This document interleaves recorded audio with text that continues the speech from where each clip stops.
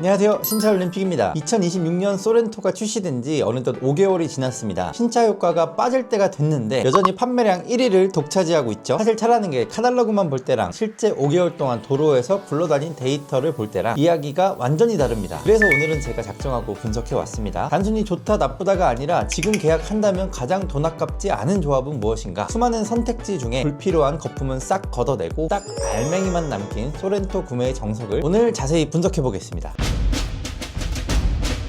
자, 옵션을 추천드리기 전에 이 차가 왜 잘 팔리는지 핵심을 짚고 넘어가시죠. 일단 눈에 보이는 이유들 확실합니다. 디자인과 공간이죠. 굵직한 디자인, 그리고 4, 5인 가족이 타기에 이보다 더 완벽한 밸런스를 가진 사이즈가 있나요? 여기에 1.6 터보 하이브리드의 연비 효율성까지 사실상 대한민국 아빠들에게 대체 불가능한 패밀리카의 위치를 잡고 있습니다. 저희 아파트만 해도 SUV의 절반이 소렌토인 것 같습니다. 자, 그래서 26년형이 지난 5개월 동안 상위권인 이유는 따로 있습니다. 바로 안전의 기본화입니다. 보통 연식 변경하면 휠 모양 헤드라이트를 바꾸고 끝내는데 기아는 이번에 차로 유지 보조 2와 정전식 핸들 그립 감지를 전 트림에 다 넣었습니다. 기존 오너분들이 가장 아쉬워했던 게 핸들 잡았는데 자꾸 잡으라고 한다, 코너링에 차선 중앙 유지가 조금 불안하다, 이거였거든요. 근데 LFA2는 조향각을 직접 제어하기 때문에 주행질감이 훨씬 더 세련됐습니다. 가격은 올리긴 했지만 돈값하게 만들었다. 이게 지난 5개월간 시장이 내린 결론입니다. 그렇다면 트림은 뭘 사야 될까요? 결론부터 말씀드립니다. 노블레스입니다. 가성비는 프레스티지 아닌가요? 라고 생각하실 수도 있습니다. 하지만 프레스티지에서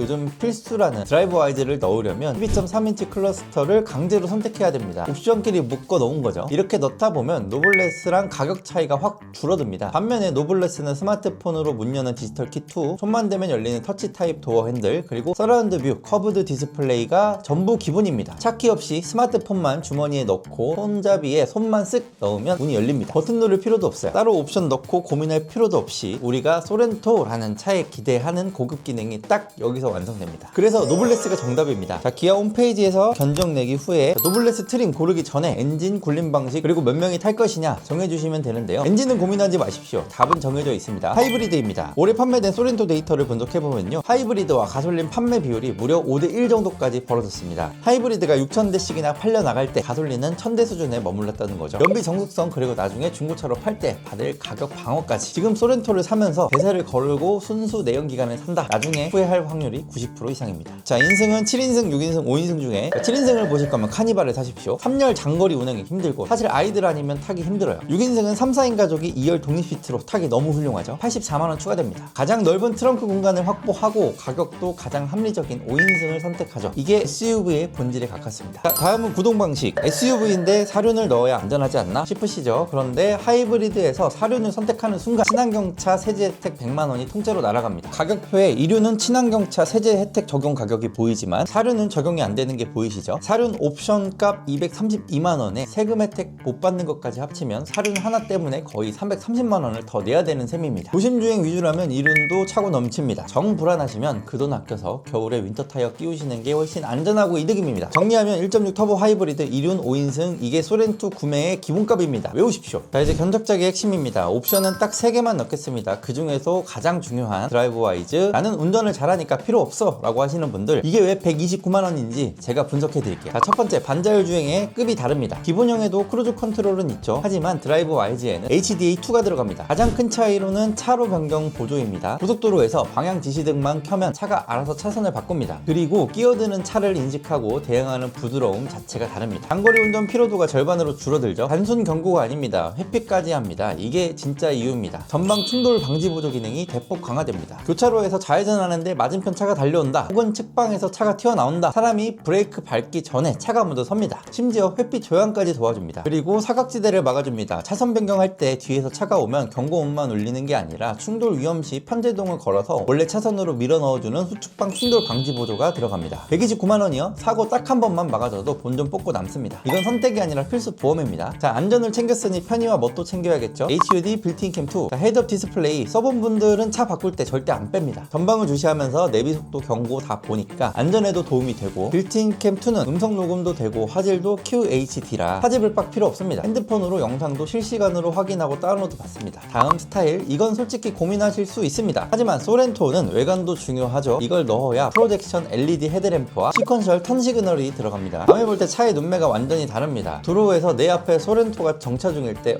뭔가 다른데 싶으면 스타일 옵션을 넣었거나 시그니처 트림입니다. 그리고 사실 노블레스 트림에 스타일까지 넣으면 시그니처 트림과 149만원 밖에 차이가 안 납니다. 2열 2중 접합 차암 글라스, 앰비언트 라이트, 전동 핸들, 메탈 패들 149만원에 말씀드린 옵션이 추가되니 이 옵션이 필요하다면 고려해 보십시오. 오늘은 최대로 뽑을 수 있는 가성비 옵션만 살펴보겠습니다. 다시 옵션으로 넘어와서 파노라마 썬루프는 요즘 호불호가 좀 있는 것 같아요. 한국 기후에서 썬루프를 제대로 여는 날 1년에 며칠이나 될까요? 흡연자가 아니라면 굳이 109만원을 천장에 태울 필요가 없습니다. 다음 크렐 오디오와 스마트 커넥트. 기본 오디오도 충분히 훌륭합니다. 산타페나 그랜저에 들어가는 보스 오디오는 특유의 단단한 저음, 그리고 센터 포인트 같은 기술로 공간감을 만들어내는 맛이 있는데, 크렐은 만족도가 보스 대비 좀 떨어지는 것 같아요. 기본 오디오도 충분히 훌륭합니다. 다음 스마트 커넥트의 지문 인식. 시동 걸 때 지문 되는 것보다 그냥 스마트키 들고 버튼 누르는 게 훨씬 빠르고 편합니다. 빼겠습니다. 자, 견적이 완성됐습니다. 정리해보면 1.6 하이브리드 노블레스 2륜, 옵션은 드라이브 와이즈, HUD 빌트인 캠 2,